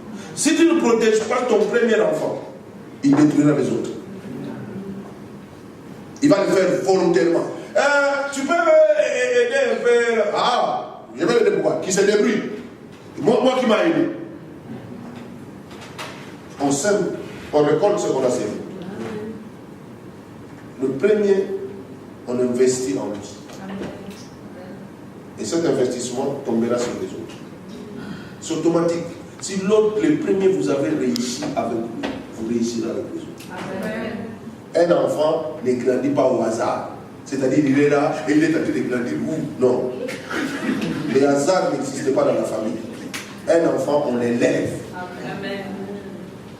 On lui dit, ma chérie, ne fais pas ça, ne fais pas ça. Je vois aujourd'hui, il y a des cheveux, comme vous appelez, si c'est des mèches, si c'est des poils.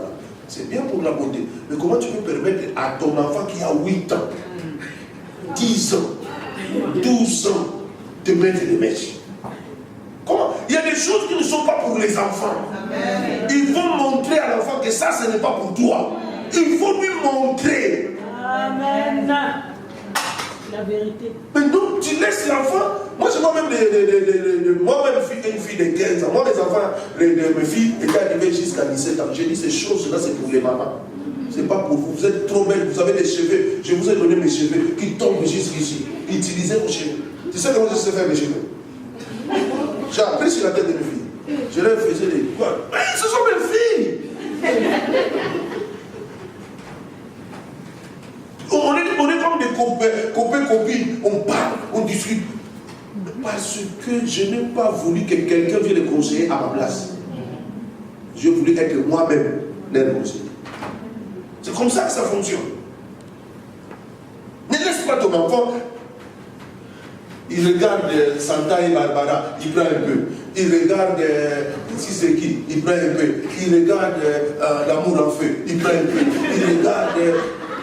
L'enfant est en train de grandir avec les films, les théâtres, les séries. On va trouver dans l'enfant un peu de Belmondo, un peu de Goldman, un peu de Gou, un peu de. L'enfant grandit avec les choses du monde. Non! Ton enfant, toi-même, tu dois l'éduquer. À l'école, il reçoit l'instruction. Mais l'instruction sans éducation, c'est ça qui fait qu'une fois la Belgique est restée sans gouvernement. Ils sont déjà instruits, hein? Mais comme ils sont mal éduqués, ils n'arrivaient pas à se mettre d'accord. Ne vous en faites pas. Des choses avec les prisons. Donc, comme ils sont mal éduqués, ils n'arrivaient pas à se mettre d'accord. Parce que se mettre d'accord, ce n'est pas l'instruction, c'est l'éducation. Et quand quelqu'un est mal éduqué, il n'arrive pas à comprendre l'autre. Comprendre l'autre, ce n'est pas l'instruction. L'instruction, c'est quand tu fais la chimie, la biologie, la géographie. Ça, c'est l'instruction. L'éducation. Je ne sais pas pourquoi on appelle le ministère d'instruction ministère d'éducation. On dit ministère d'éducation. Vous allez là-bas, tous les bandits sortent des écoles. C'est le ministère de l'éducation qui forme des bandits, des terroristes. C'est le ministère d'instruction. L'éducation, son ministère est à la maison. À la maison, tu dois éduquer ton enfant. Parce que si tu ne l'éduques pas, il va à l'école, il va rencontrer Jean, Samson. Il est gâté. On finit comme j'avais dit, le dernier texte que j'avais dit, Ésaïe 39. Voilà un papa fou. Nous allons lire maintenant un papa fou. Vous voyez que tout est dans la Bible. Hein? On va dire un papa fou. Dis à celui qui est en train de dire, disons un papa fou. Ésaïe 39, verset 5, 8. Écoute un papa fou. Ésaïe 39, verset 5 à 8. Lui, c'est un papa fou. Vas-y. Alors Ésaïe dit à Ézéchias, écoute la parole de l'Éternel des armées. Écoute la parole de l'Éternel des armées. Voici les temps viendront où l'on emportera à Babylone tout ce qui est dans ta maison. Oui. Et ce que tes pères ont amassé jusqu'à ce jour. Oui. Il n'en restera rien, dit l'Éternel. Et l'on prendra de tes fils qui seront sortis de toi, que tu auras engendrés, pour en faire des eunuques dans le palais du roi de Babylone. Ézéchias répondit à Isaïe. Ézéchias répondit, écoute papa fou. La parole de l'Éternel que tu as prononcée, elle est bonne. Elle est bonne. Car ajouta-t-il, il y aura paix et sécurité pendant ma vie. Il y aura paix et sécurité pendant ma vie. Vous voyez, papa fou. Ça, c'est un papa fou. Il vient de faire une bêtise. Il a montré aux adversaires d'Israël toutes les choses qui étaient dans son palais, jusqu'à dans les temples et tout. Dieu a regardé, il a dit, mais qu'est-ce qu'il est en train de faire? Dieu est venu, il lui a dit, mais qu'est-ce que tu fais là? Alors, parce que tu as fait ça, parce que tu as montré aux ennemis, les ennemis viendront, ils vont prendre toutes les choses qui sont dans ta maison, ils vont prendre ce qui est dans le temple, et tes propres fils que tu as engendrés deviendront leurs esclaves. Ils travailleront pour eux. Mais je ne le ferai pas maintenant. Je le ferai à ta mort. À ta mort, c'est là que j'accomplirai cette parole. Lui répond à Dieu. Il dit, la parole que tu as donnée là est très bonne. Parce que cela ne se fera pas avant ma mort. C'est-à-dire, moi je vais mourir, comme moi je vivrai bien, il y aura paix et sécurité. Et c'est mon problème. Ce qui va leur arriver après, qu'ils soient esclaves, qu'ils soient ceci, ça ne me regarde pas. Ça c'est papa fou. Combien de papas sont des fous? se battent pas pour leurs enfants. Tu vois un papa qui quitte le travail, il va voir les amis, ils vont dans un bar, ils vont boire. Et quand il vient à la maison, la seule chose, c'est dormir. Parce que demain 6 heures, il doit sortir à l'autre travail. Et il peut faire comme ça 2-3 jours, il n'a pas vu ses enfants. Ça lui dit rien. La femme, tu sais que, comme tu sors là, j'ai un papier là, l'enfant devait acheter les cahiers. Mais je n'ai rien, je fais comment? Je n'ai rien. Il part. Il n'a rien pour acheter le cahier de l'enfant. Mais il en a pour boire. Ça, c'est un papa fou. Un papa qui ne prend pas le temps de soir, de s'asseoir, de poser la question à son enfant. Est-ce qu'à l'école ça va? Est-ce qu'il y a eu des devoirs? Même si tu sais que tu ne sais pas faire des devoirs, demande quand même. Encourage l'enfant. Toi, rien. Papa fou. Papa, je sors, j'ai l'anniversaire de mon ami. Ok, tu rentres à quelle heure? Ah, vers les minuit. Bon, d'accord. Ok, tu as pris la clé? Papa fou.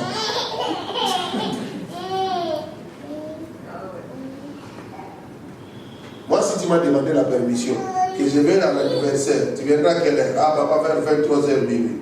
Et tu me trouveras à la porte. Je ne peux pas dormir parce que tu n'es pas encore rendu. Je vais dormir comment?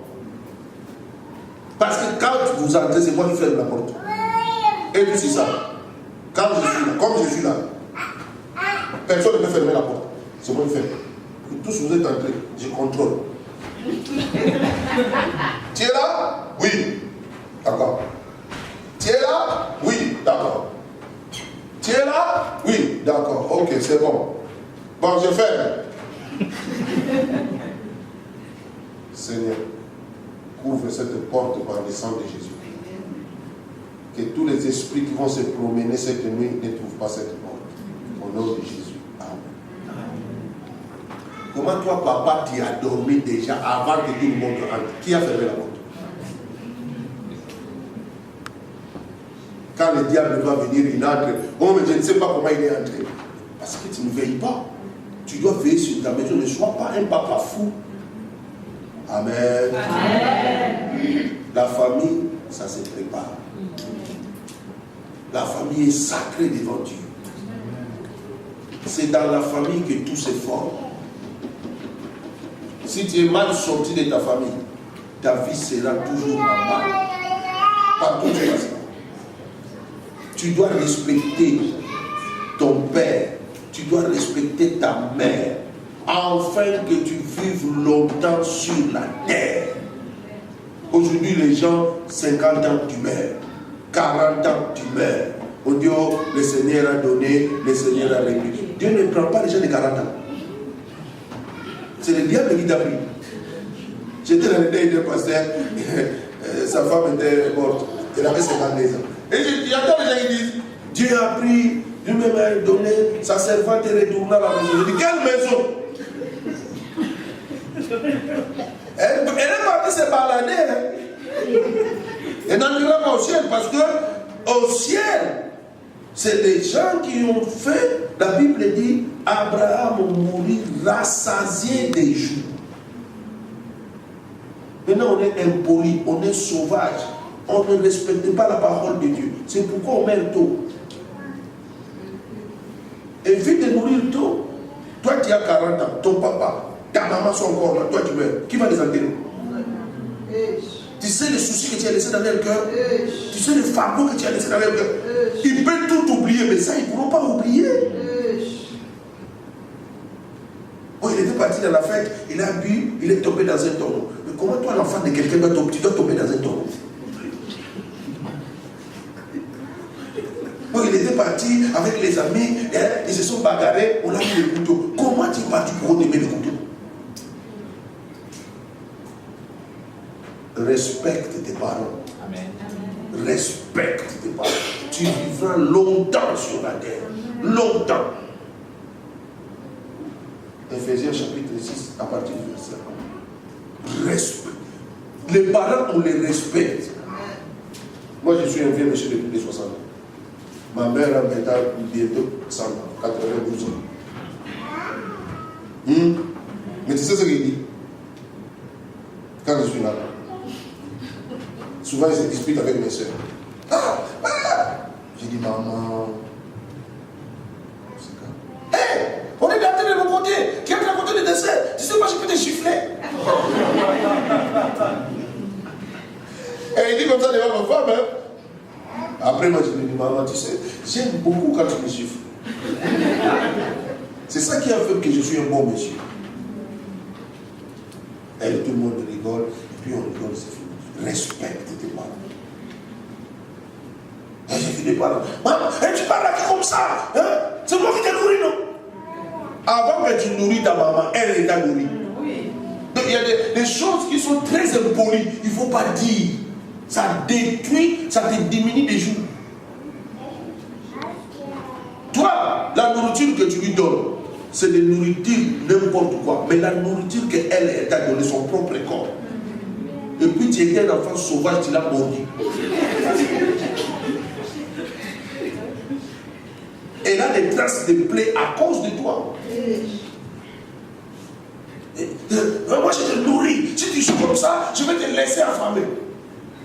Quel que soit le problème que tu peux avoir avec tes parents, la seule chose qu'il ne faut pas faire, il ne faut pas leur couper la raison.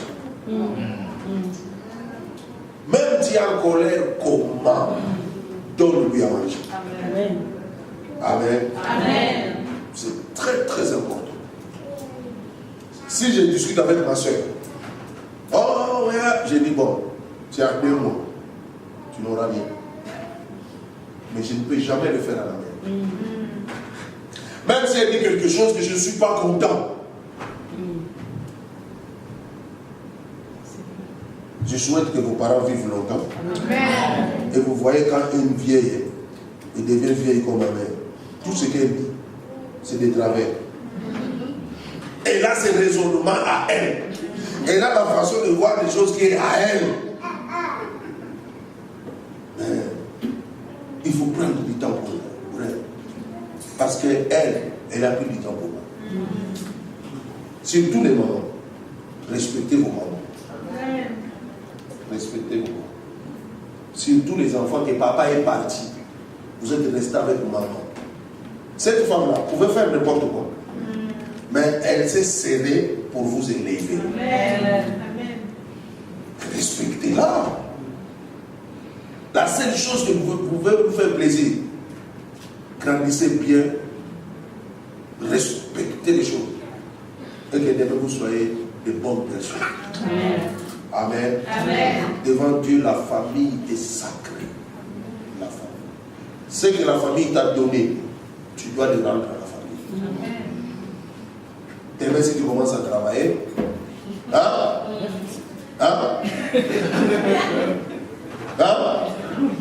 demain, si tu commences à travailler, premier crédit que tu vas prendre, c'est la maison de tes parents.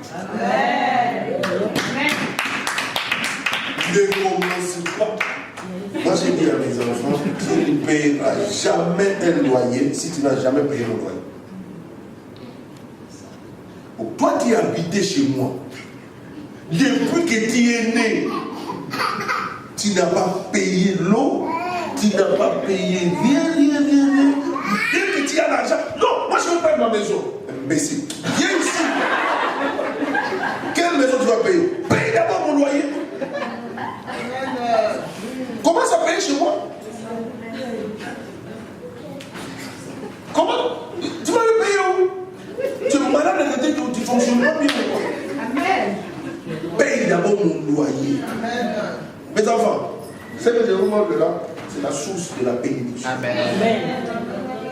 Quitte pas la maison parentale. Je commence par les garçons. Parce que les garçons, tu dois partir un jour. Ne quitte jamais la maison paternelle. Quand tu commences à travailler, ne quitte jamais sans que tu aies payé la maison de tes parents. Commence d'abord à payer les loyers. Tu commences à payer les loyers. Et pendant ce temps, tu te prépares à partir. Tu commences à parler à ton père et à ta mère. Je vais prendre la maison, je vais être là-bas. Mais le jour que tu dois acheter la maison, la première maison que tu achètes, c'est la maison de tes parents. ils n'ont pas acheté la maison dans leur vie à cause de nous. Ils pouvaient se sacrifier, ils vont acheter leur maison. J'ai vu des parents, ils s'en foutent de la vie des enfants. Il achète sa maison, il est tranquille, j'ai une maison. Et puis les enfants sont dehors, des voyous, des bandits. Attention, il y a des gens qui sont sérieux, qui ont sacrifié leur vie pour leurs enfants. Il faut faire très attention. Rendez-lui cela. Après, garçon, tu vas prendre ta maison que tu as déjà. Après, tu vas trouver ta femme que tu présenteras d'abord à ton père. Avant de montrer à ton père, viens montrer au pasteur d'abord. Parce que papa est déjà content que tu trouves une femme. Les filles, une fille ne quitte jamais la maison paternelle. Oh non, vous exagérez. Tu veux foyer. C'est la malédiction que Dieu a maintenant. Une fille reste chez son père et sa mère jusqu'à ce que messieurs, si c'est Jean-Luc, Paul, Thomas viennent te chercher. C'est ça qu'on appelle honorer les parents. Non, mais maintenant, dans cette famille, il y a trop de problèmes. Quand tu grandissais, tu avais 2 ans, il y avait le même problème là. Est-ce que tu étais parti? Hein? Tu n'es pas parti, non. Mais maintenant tu commences à voir clair. Parce que tu sais que maintenant tu as les chéquiers, tu as les quoi, tu veux partir, tu nous vois maintenant comme mauvais. C'est pas comme ça. Reste là. Ou parce que tu as eu un copain qui est en train de te tourner la tête, tu veux seulement partir avec ce copain-là, forcer. Non, reste chez tes parents. Laisse que quelqu'un vienne te prendre chez tes parents. Il va honorer tes parents. Tu seras heureuse toute ta vie. Tu sais, un père, quand on vient donner sa fille, il devient vendeur. Amen. Amen. Amen. Amen. Que Dieu vous bénisse. Amen.